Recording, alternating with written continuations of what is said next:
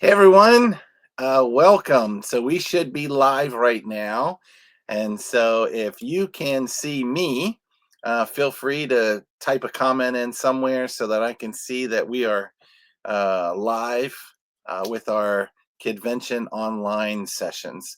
So this is the first time that we've done it. And so thank you everyone for being here tonight. And we're going to be on for about 45 minutes, maybe an hour or so, somewhere right around there.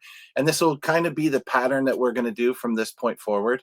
So you should see us see different classes that are going to be coming on. But thank you for being here, because ever since Capital Convention ended, I have, yeah, I think everyone feels a little bit of loss that the convention's over, and that we all feel like we would.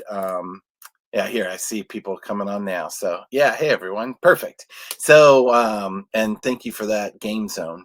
Uh, so, anyways, I think people feel sad in a way when the convention's over, and this is a way that I was thinking would be a great way for us to connect live just about every week, because we're going to do 4 of these a month. And so this gives us an opportunity to hang out and to continue the learning that we started at Capital Convention. And so, hey, Roger, I see you. So this was an idea, and we're going to run with it and see how it goes. And so I think that it's going to be very successful, because we have a group of people that are eager to learn.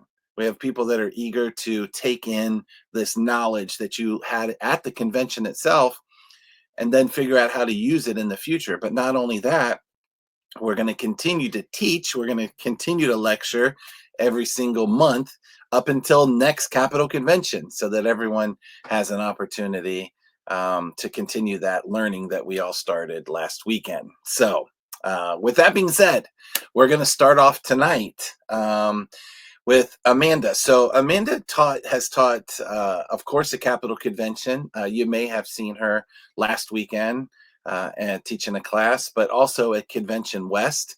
And she has classes that I think it's not a face painting class, it's not a balloon class, it's just a class on life and how to live life better. And I think it's important. And this class tonight, she had mentioned about how to retain some of the learning that we had that we all had at the convention. So this is actually a perfect class to get us started on this journey together until next year. And so, without further ado, if you guys, by the way, if you have any questions during her presentation, if you have any questions at all, pop them as a comment. So, anyways, I'll show you example. So here's Earl Long. You should be able to see this. So if you have questions, I'm going to be able to moderate and pop these questions up so that Amanda can see them. And when she has a chance, she can jump in there and answer questions. If you have questions, comments, anything, put them in the comment section. And that's how we see them. And that's how our presenters are going to see them. And so if you didn't see Amanda's class at Capital Convention, then this is perfect, because now you have a chance to actually sort of take the class that you missed. If you did see her, or if you've seen her before at Kidvention West or any of the other classes, then you already know what a great speaker Amanda is. And so, all right, so now without further ado, I'm going to bring on Amanda. So, hey, welcome, Amanda.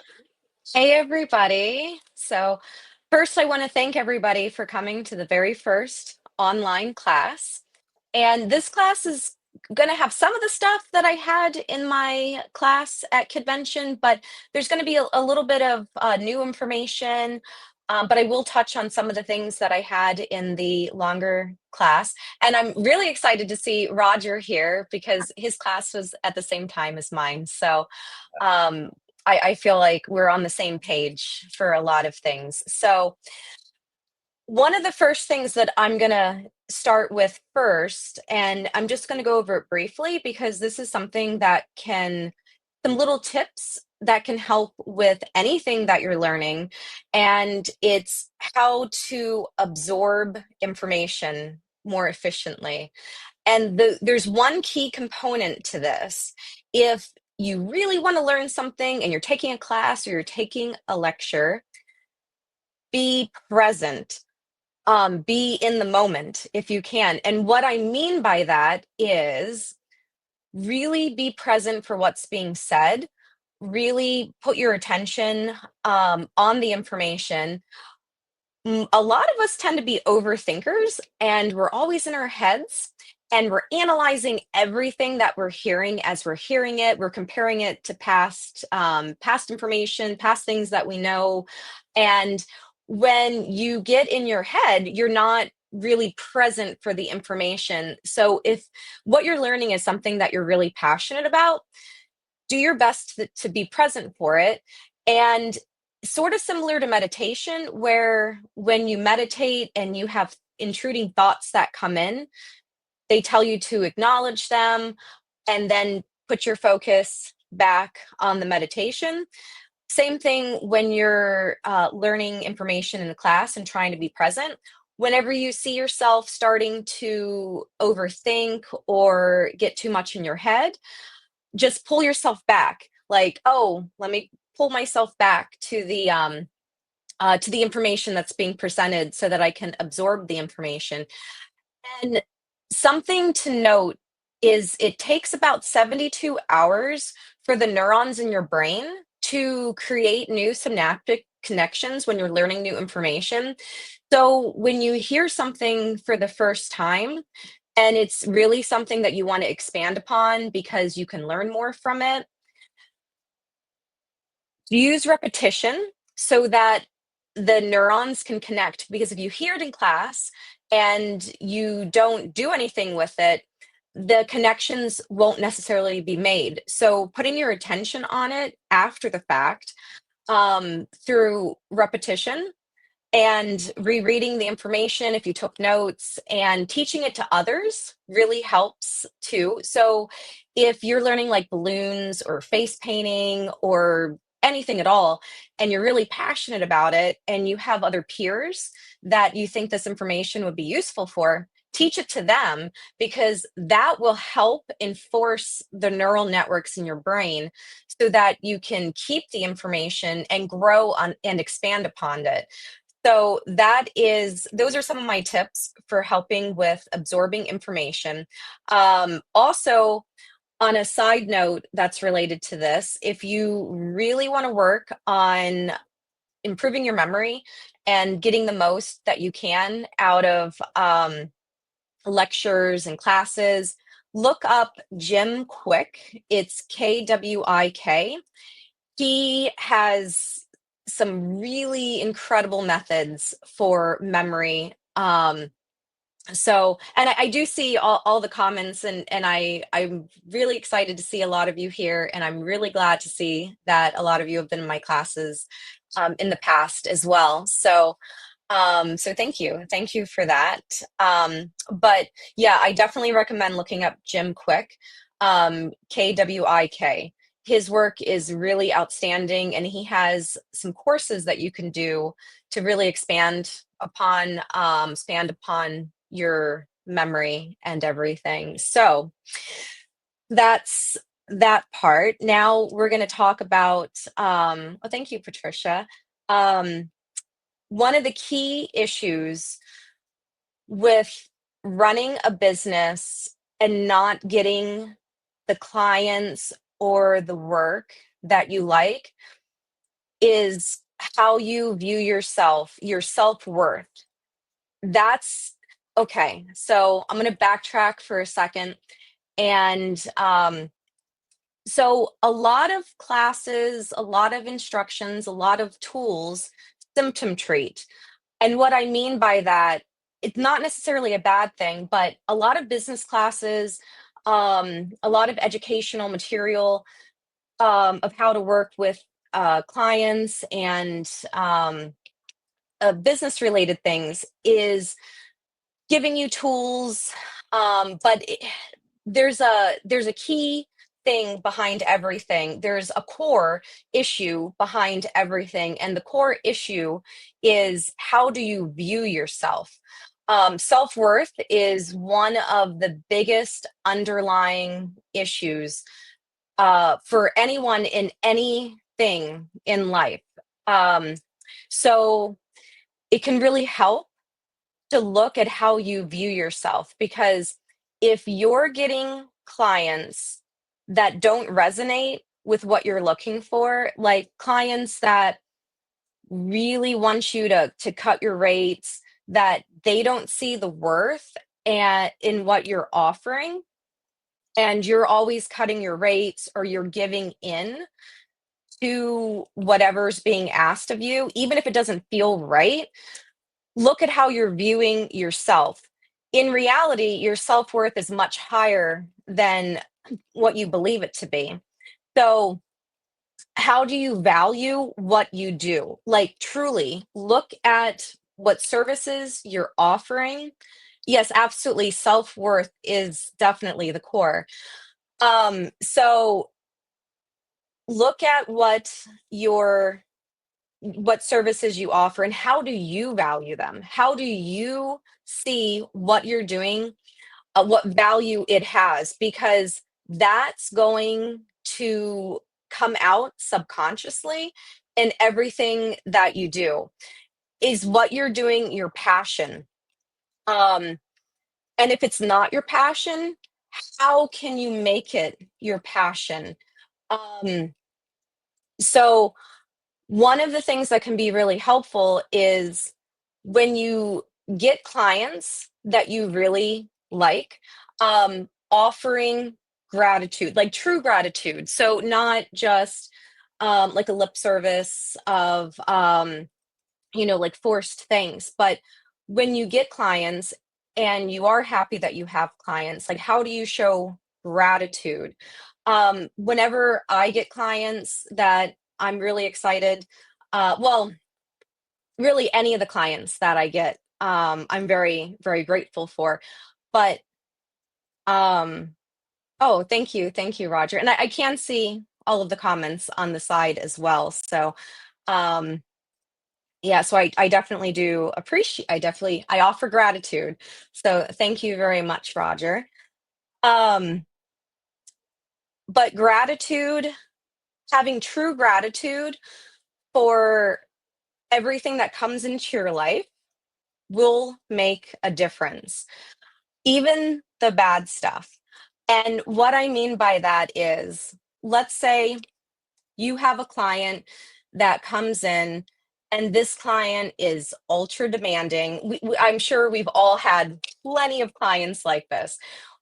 They want everything done a certain way and they want to dictate their prices, and it's a stressful nightmare. And let's say you actually took that client on, despite you not really necessarily wanting that stress, but let's say you took that on anyway. So you took that client and it ended up being a disaster and it was very stressful. Um, Even having gratitude for the negatives, because the negatives show us what how we can improve. If you look at the negative things that happen with a different view, a view of what does this show me? How can I improve? Like, instead of just being negative about it, then you can start growing from there and learning. So it's not about just being grateful for things that go right, but it's also about being grateful for things that go wrong, because those help you on your path if you see them as things to be grateful for. So it's like the yin and the yang. It's like seeing and it is something that you have to grant yourself grace with, because it's not going to be easy if you're always getting upset with yourself, um and looking at things in a negative light.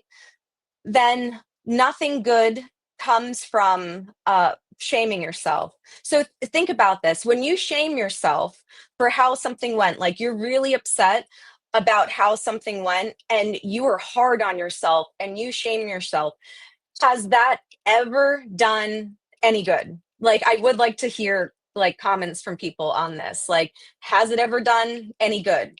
Being hard on yourself and shaming yourself. So, although we don't have any comments yet, I know for a fact shaming yourself and being hard on yourself does not actually do anything positive. It keeps you in a negative mindset. And when you focus on the negative, you're not focusing on the positive. And it's not saying to forget about the negative. Thank you, April. Thank you very much for your comment. Um, and it's not about forgetting about the negative. You're aware of the negative. You have to know the good and the bad to see the whole picture of everything. So, yeah, shaming yourself. So, the emotion of shame is a very dense energy. It's not a higher energy. It's a very constricting energy. It's more uh, survival mindset versus thrive mindset. So it's okay to critique how something went. So if you look at a situation, like an event, and it didn't quite go right, it's totally okay to critique yourself, like, hey, here's something that I could do better next time. Um, but if you're shaming yourself and really upset about what happened, that doesn't do anything positive. That keeps you in more, and negative feeds negative. So, something to pull this all together. If any of you who are on social media, I know a lot of us do scrolling and we look at people's feeds. It's a very common thing to do. Do you ever notice how there are some people on your feed that always have bad things happening to them? Like, it's just always they're complaining about something, and like actual bad things are happening to them. They're getting hurt, they're losing their job, or just one thing after another. It's just all these negative situations, and they keep happening and they keep happening, and that's 90% of what they talk about. Well, here's the thing with the brain. When what you put your attention on is what your brain is going to prime itself to see. The brain is a neutral operating system. Think of it like a computer. It is a neutral. It will program for good or for bad, positive or negative. It is neutral. So your brain programs itself based on where you put your attention. Okay. Yes, energy flows where attention goes, 100%. So if you're always focused on the negative, and you're compounding and dwelling on the negative, that's what's going to come into your life, because your brain is priming and it is seeking the negative and everything, and that's going to guide you more towards negative situations, and it's going to put you in. And a lot of this is subconscious, like it's happening without even conscious awareness. Your conscious mind, which is your prefrontal cortex, is 5% of your processing power.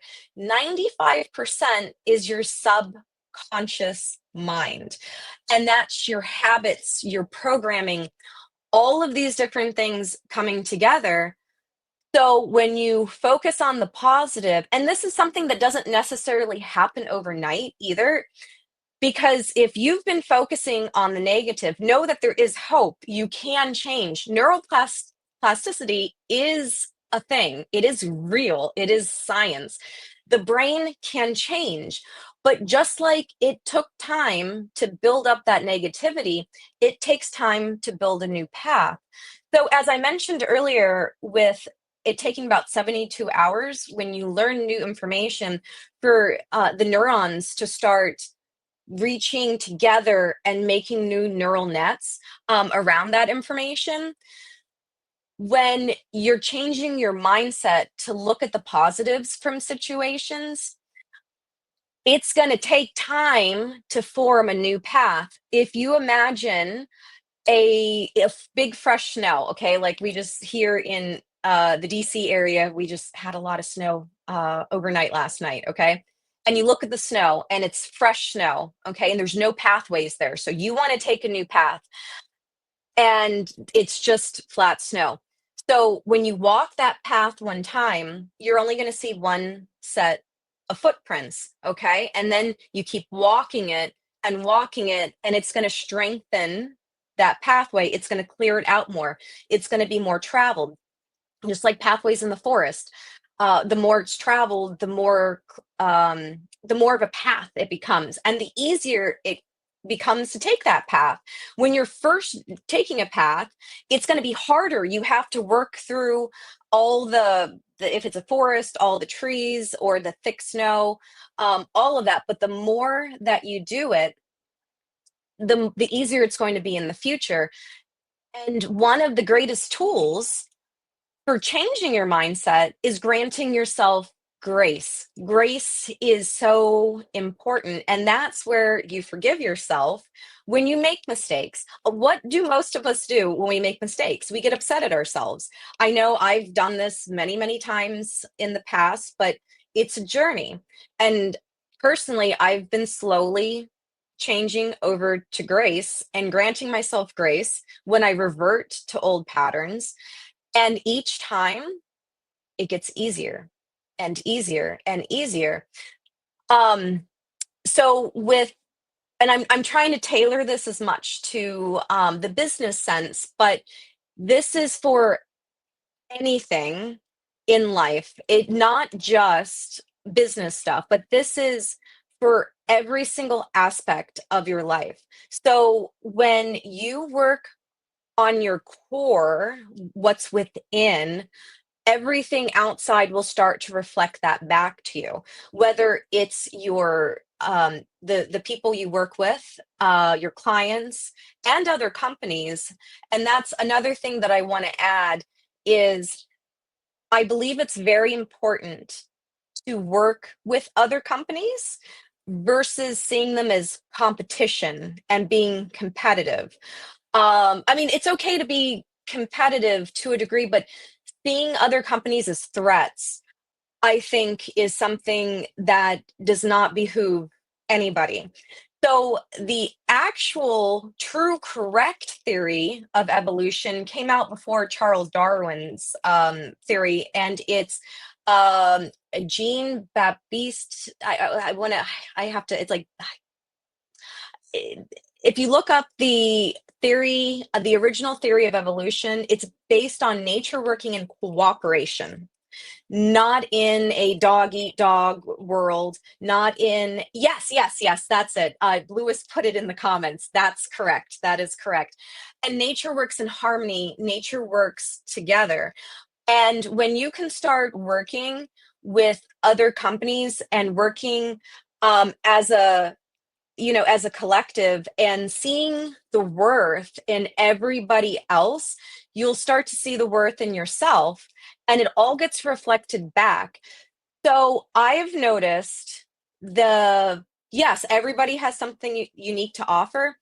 And when you build connections with other companies, you're taking care of yourself as well, because I cannot tell you how much in my area working with other companies has relieved so much stress. We're there for one another. There's enough work to go around. Um, and you have people who can come in and help you last minute with things if you have an emergency. One of the most important things with running a good business is reliability. And I've been in business for about 15 years now.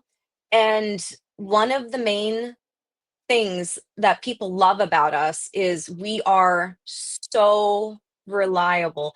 I think I've only had to outright cancel maybe 2 or 3 events in like 15 years. I've always been able, because I work with other companies. So if something happens on my end, I have other people I have a whole network of people that can come and help. And same goes. If another company needs help and I can offer help, I'm there, and we work together. We work in tangent. We work as a collective.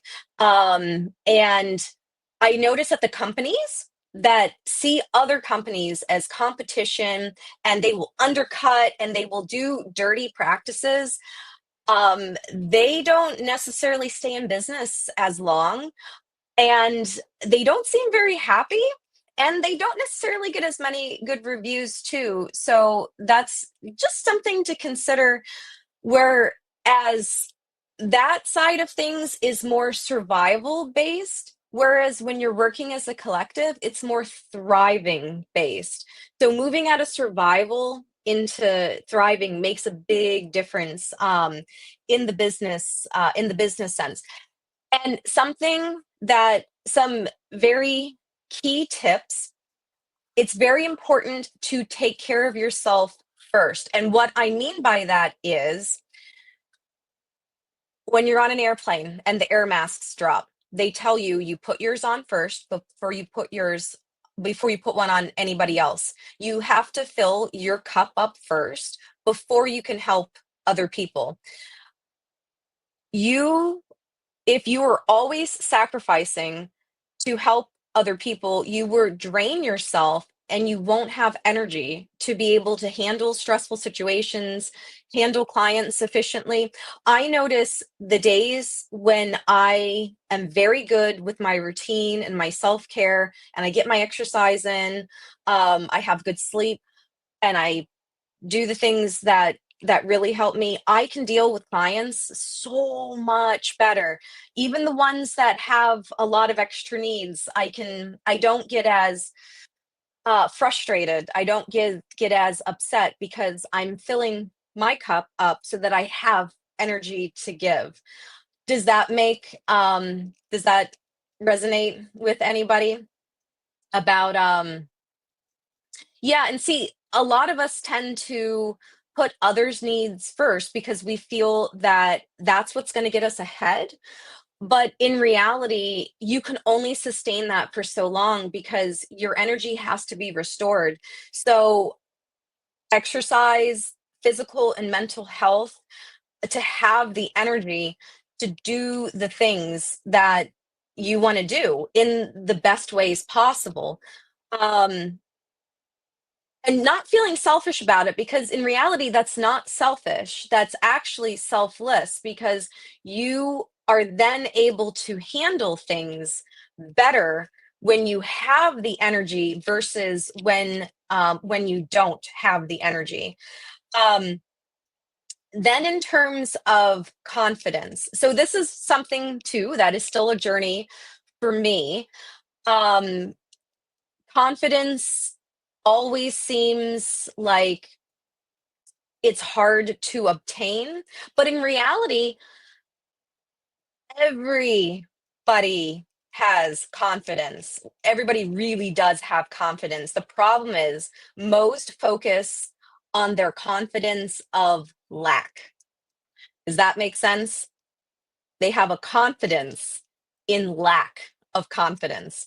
A lot of people will tell you, "Oh yeah, no, I don't have, oh no, me, I definitely don't have confidence."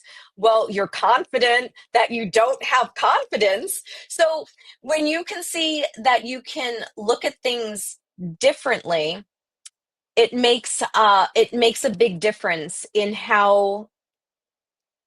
what you're capable of doing.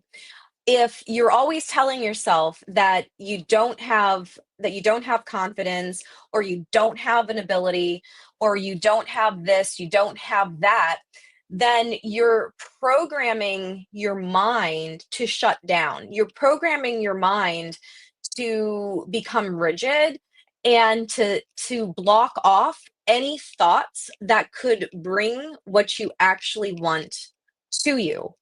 So, thoughts, as I'm sure some of you have probably heard, a lot of the sages and gurus have all said, we are not our thoughts.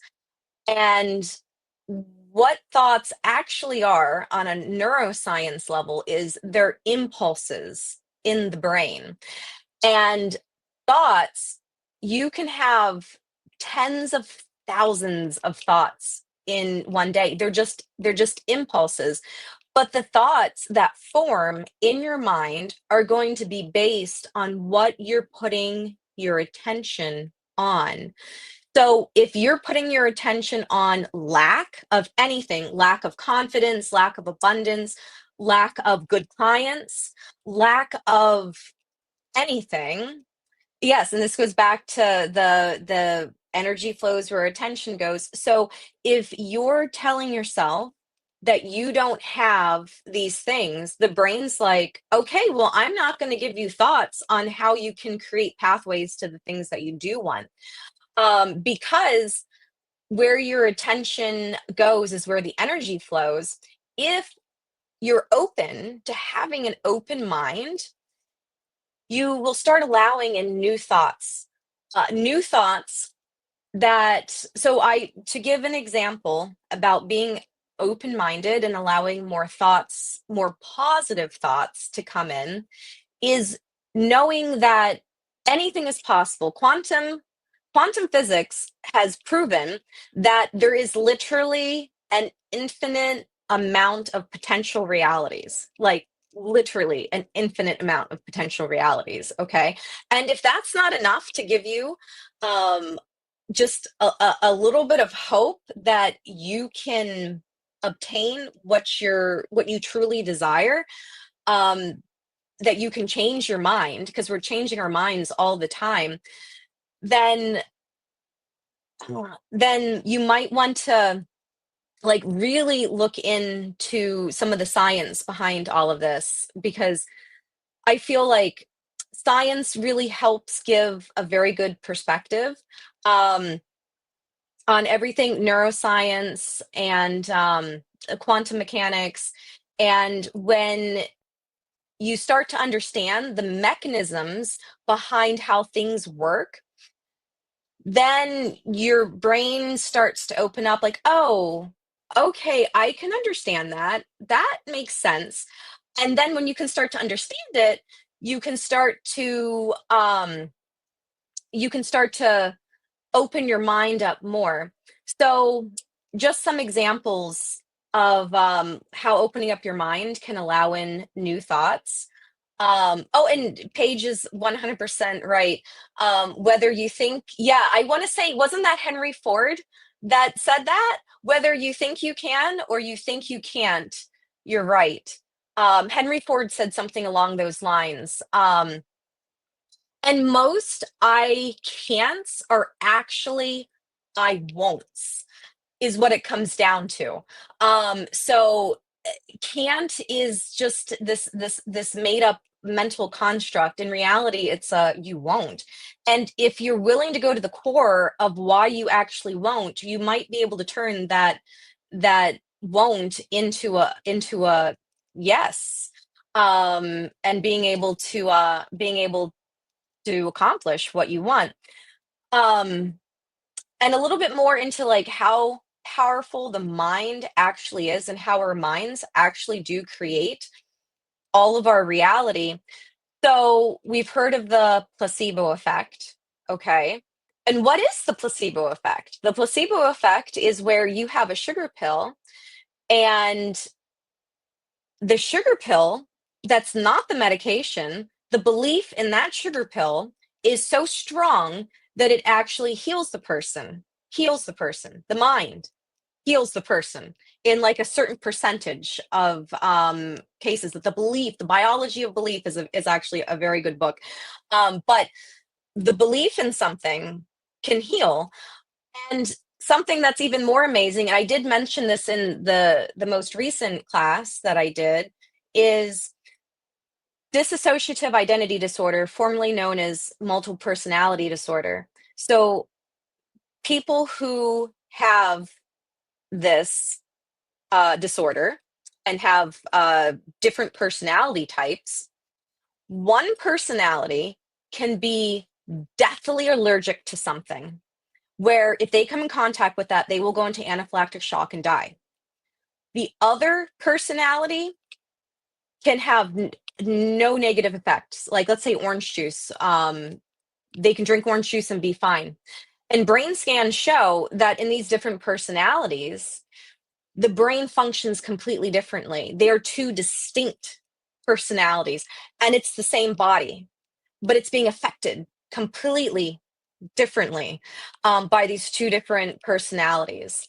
So if you really go into that and not just take it at surface layer as like, oh, well, that's interesting, really go into that idea, that is proof that the mind is controlling everything in the body.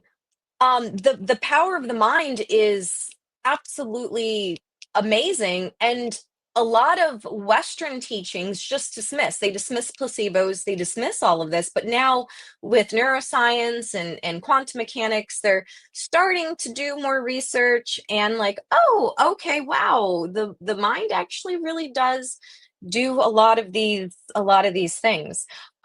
So when you start to really get in to the biology of belief and how consciousness works, it can give you a really good base. It can give you that confidence that, hey, yeah, I can do this. And if any of you have a chance, if you want more resources on any of this, if you do a search in fans of Capital Convention, I made a post a few days after the convention as a follow up to my in-person class, and I had listed a bunch of really good resources, including the video on the seven hermetic principles, which is what this reality is actually. It's the structure of reality, and it's how you can use this information to create a life that you want.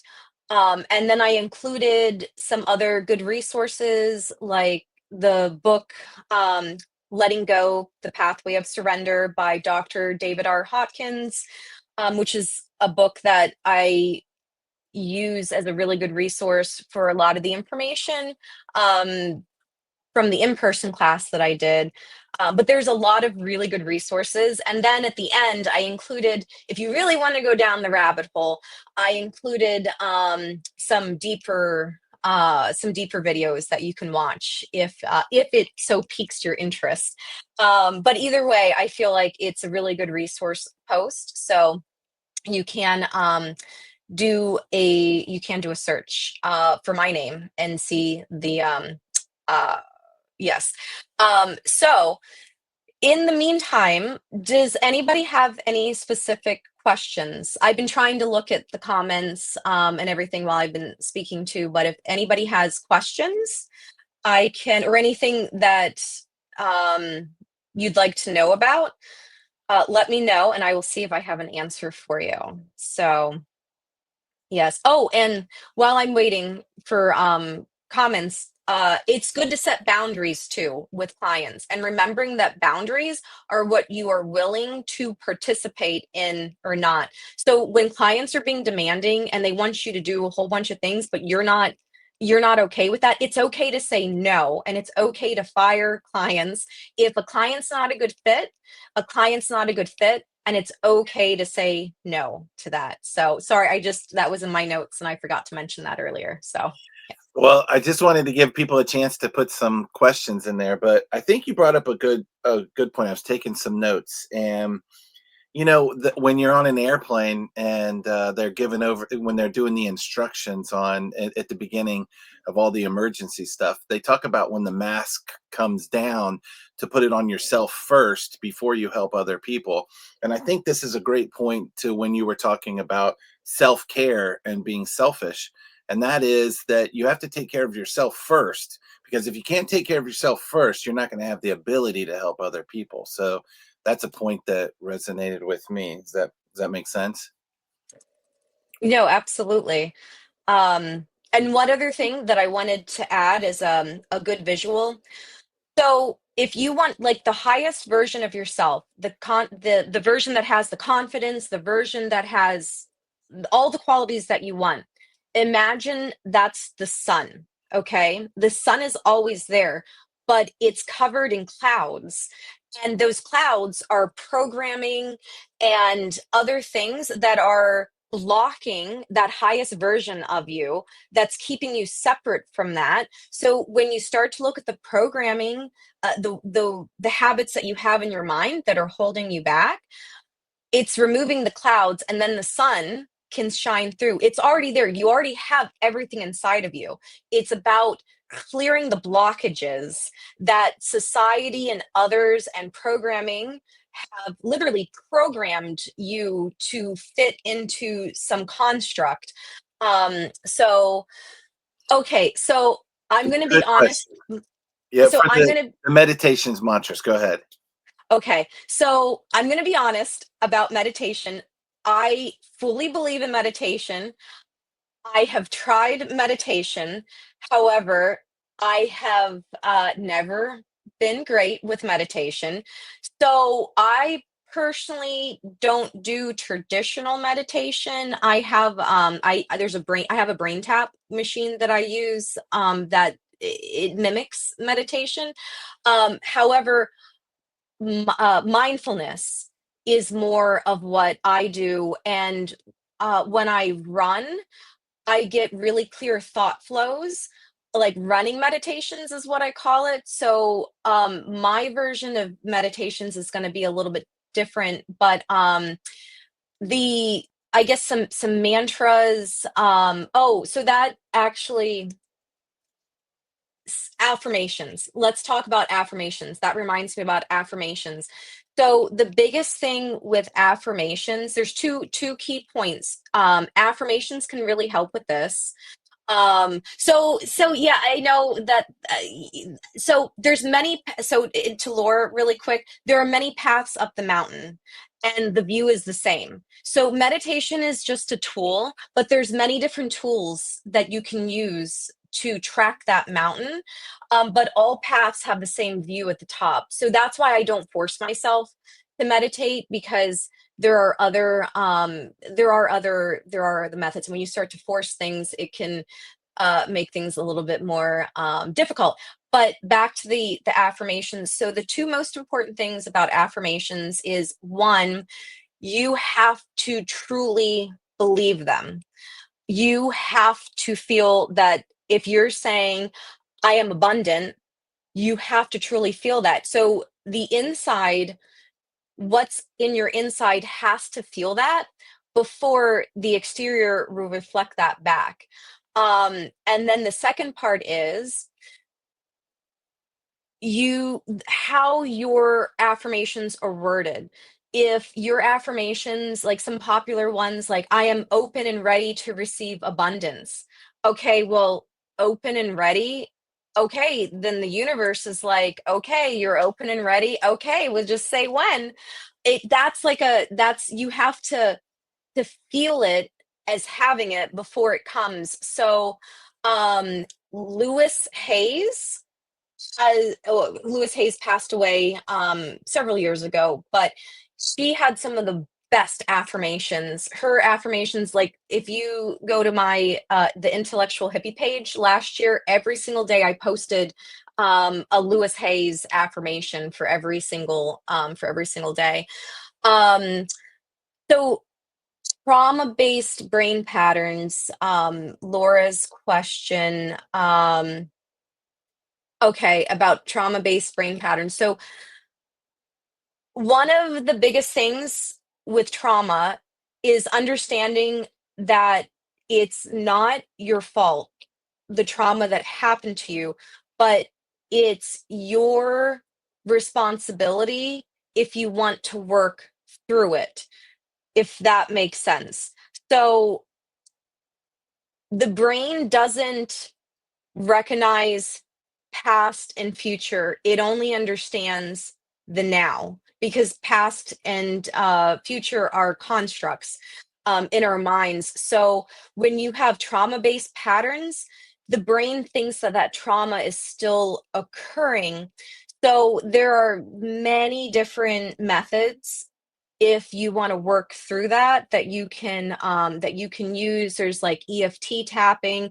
There is there's the whole I don't want to get into like all of that stuff because it might be best to talk with like a holistic therapist that can give you uh different methods to but find the one that resonates with you, because there are many different ways to work those patterns out. um and yeah, meditation is very hard for the ADHD brain, yes. But it doesn't mean that it's not possible.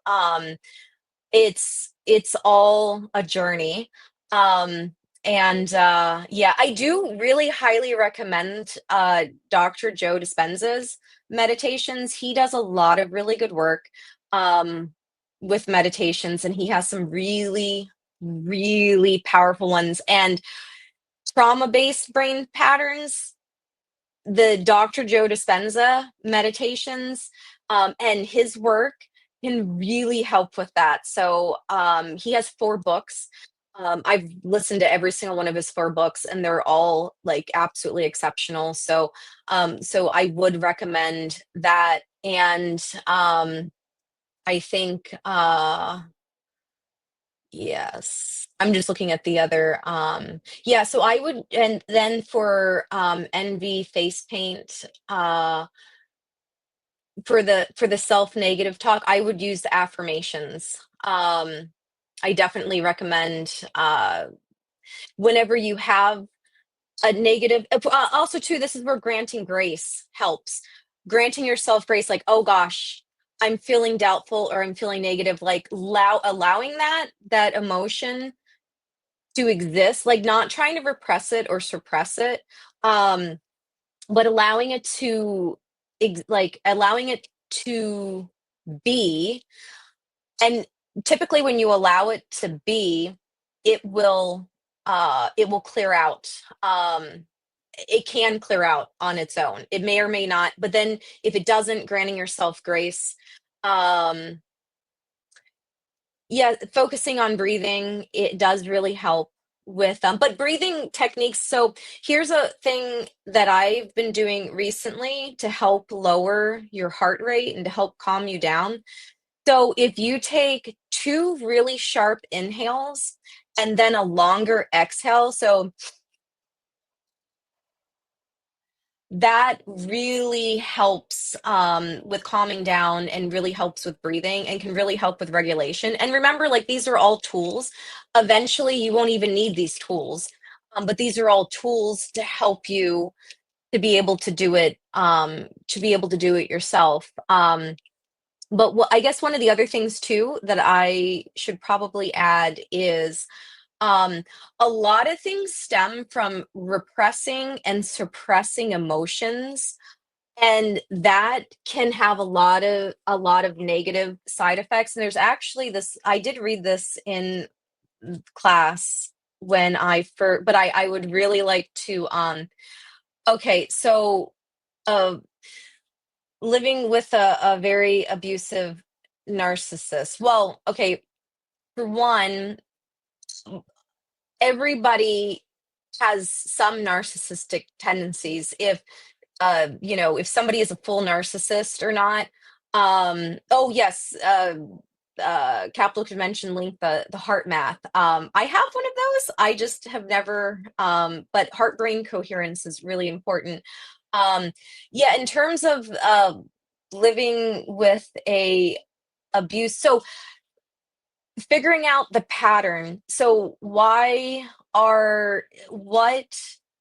beliefs inside of you is keeping you in that relationship, because we get caught in cycles, and you're not always aware that you're caught in a cycle. But if you can take a step back, that's how you break a cycle, is by becoming aware that you're caught in a cycle. And like, well, what how am I bringing this into my life? And then going to the core belief behind it. But I would also definitely recommend a therapist for that too, because I don't want to, give advice and get, give wrong advice or anything. But yes. Oh, and that is a good one with negative thoughts saying no regrets. That's from that tattoo. I believe from that meme a while ago. There is one thing that I do really want. Okay, here we go. I found it. Okay. So as I was mentioning, things come, and then after this, I think we have to. Okay, this will be the last thing. This will be the last thing that I want to read, and then I know we have to be closing up soon. But this is from Letting Go, the Pathway of Surrender by David R. Hawkins. He was an MD, PhD, absolutely amazing individual. So I find this very powerful. So there's three mechanisms that we use with feelings and emotions that we don't know what to do with, and the most the one that causes a lot of issues is suppression and repression. So I'm just going to read this pretty quickly. So um, these are the most common ways in which we push feelings down and put them aside. In repression, this happens unconsciously. In suppression, it happens consciously. We don't want to be bothered by feelings, and besides, we don't know what else to do with them. We sort of suffer through them and try to keep functioning as best we can. The feelings that we select to be suppressed or repressed are in accord with the conscious and unconscious programs that we carry within us from social custom and family training.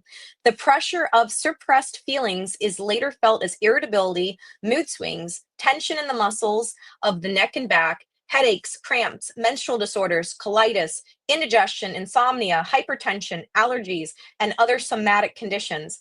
When we repress a feeling, it is because there is so much guilt and fear over the feeling that it is not even consciously felt at all. It becomes instantly thrust into the unconscious as soon as it threatens to emerge. The repressed feeling is then handled in a variety of ways to ensure that it stays repressed and out of awareness. Of these mechanisms used by the mind to keep the feeling repressed, denial and projection are perhaps the best known methods, as they tend to go together and reinforce each other. Denial results in major emotional and maturational blocks. It is usually accompanied by the mechanism of projection. Because of guilt and fear, we repress the impulse or feeling, and we deny its presence within us. Instead of feeling it, we project it onto the world and those around us. We experience the feeling as if it belonged to them.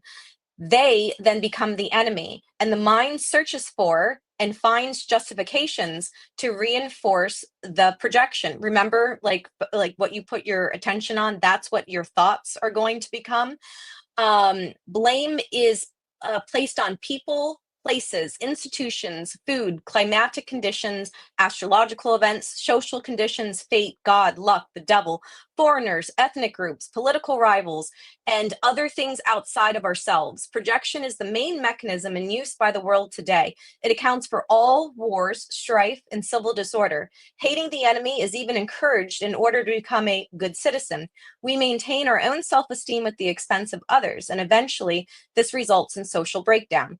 The mechanism of projection underlies all attack, violence, aggression, and every form of social destruction.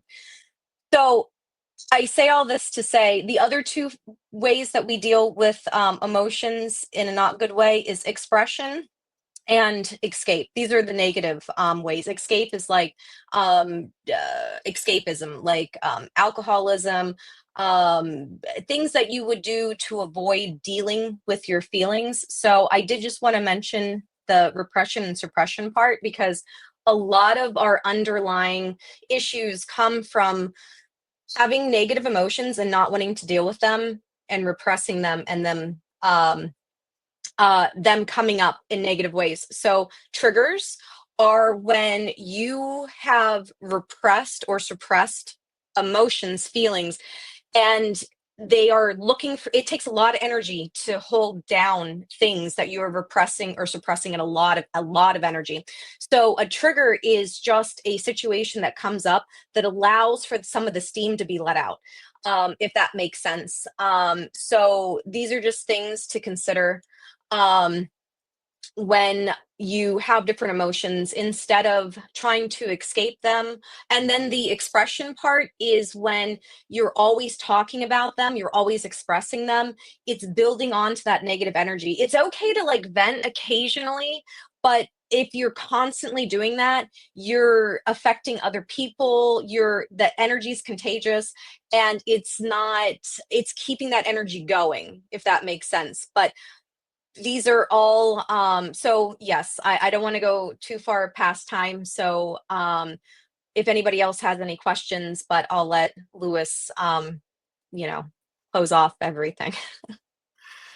No, so yes, please. I encourage people, if you have any more questions about about this topic, throw them out there because we can see them.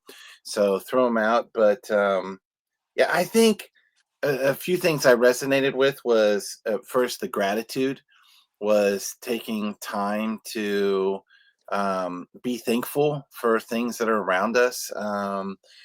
If if how many times have we been thankful for gravity? It's just there are things that we don't even think about, that we could be grateful for, and there's a lot of things. A lot of people think that there's nothing to be grateful for right now, but the fact that we all woke up this morning breathing is a reason to be thankful. And so, um, the book that I threw out there by Rhonda Byrne, The Magic, it kind of teaches you how to learn to be grateful. And so, I think I read the book, and so I focus my mind to think of every day something that I'm grateful for, and come up with a few things. And so that was the first thing. And then the self-care that we talked about, I think, was incredibly important. So I see I'm gonna throw some comments up there. Um so yeah, the self-care, like I'd mentioned, that we need to take care of ourselves first, and that it's not selfish. And I think that you made a point of saying that we need to really be, taking care of ourselves first. And I think that that's incredibly important, because once we take care of ourselves, we have the ability to take care of other people. And then even what you mentioned about the placebo effect, I think there's a lot of great knowledge behind that. It is called a placebo effect for a reason, and that is because sometimes your own belief system can fix things. And so, so I think we should not discount that effect. And so those were the things that I mentioned, and I think everyone here is just throwing some comments out. I don't see any more questions. Amanda, if people had more questions about this, or if they wanted to talk to you more about it, is that okay, or is there something that you do or anything like that, that you connect with people? Oh, 100%. Yeah, everybody who has questions is encouraged to reach out to me. I definitely appreciate questions. And if you feel like you need coaching, I do have coaching training. And I even started with one person from the class on Sunday that's taken on coaching sessions. So if that's something that you're interested in, but I'm very thankful for everybody who's come here today and has started this journey for learning. And I really appreciate all the comments as well, and everybody who participated in class. So thank you so much. Yeah, this was actually a really great way to start this whole idea of these online classes, because so here's Roger. And so I think that if we start off after a Capital Convention's over, and we all start thinking about how grateful we were to the teachers and the presenters, and how much of a great time that we had there at the convention, and then we take that feeling, and then we move on to the rest of our lives, because we're not all hanging out together anymore. The weekend is over. The Capital Convention's the convention is over, but the experience doesn't have to be over. We can still hang out, and we can still continue this attitude, this learning experience together throughout the year. So this was like the perfect introduction to what we're about to do over the next year. So I appreciate you hanging out with us and teaching. And what does this do? Having these classes increases the neural nets. It keeps it in the mind. It keeps you focused on this. So you build more neural nets and you can expand and grow the mind a lot more. Yeah, I totally agree with you. And that's actually what honestly Capital Convention was created for, was for us to have an opportunity for all of us to get together and to continue our education in our particular fields. And so I don't see any reason why we can't keep learning outside of the actual face-to-face convention. So this was a great way for us to hang out together and to still you know, have a little group that we can hang out with and chit chat about particular topics. So thank you so much for doing this tonight. Thank you, everyone. All right. Thanks, Amanda. I'm going to take you out. And so for the rest of you, thank you so much for being here. This was fun. I actually really enjoyed hanging out with everyone. We're going to keep it about an hour. And that's what we did tonight. And so this gives it'll be on replay, so people will have an opportunity to watch this again. But I believe it's on the 26th, on February 26th. Racine Celeste is going to be our next presenter and talking about the history of clowning. And I found this to be very interesting because not everyone is a clown. I mean, I take that for what it's worth, but not everyone is a professional clown. And so, why would history of clowning be important to all of us? But it's because we're continuing our education in children's entertainment. So, if you're a face painter, does the history of clowning have anything to do with you? And I think it does, because we're building a background of information that allows us to be better professionals at what we do. And so, if you're a clown, of course, that's interesting. But even if you're not a clown, I think that this topic is important, because if we continue our education throughout the year, then our goal is always to become the top 10% in our field. And so the more education you have, the higher you raise that percentage. And so eventually you will be the top 10%. But in my opinion, it's all based on the education that you get. And so Capital Convention does that at our convention. And that's your one shot at doing it. But this is an opportunity to continue that education throughout the entire year. So even if you think, clowning is not my forte, it's not what I'm doing, build your education on this and become one of the best children's entertainer in your area. So that's it for me. So of course you can watch this on replay. It's going to be on our Facebook page. But again, thank you so much to Amanda for spending the time to be here. And thank you all for all of the comments and questions. This is an interactive session, and you guys did a great job with that tonight. So that's it for me. And then I'll see you guys at the next one. But remember, it's going to be a weekly thing after the 26th. So I'll see you then. Thank you.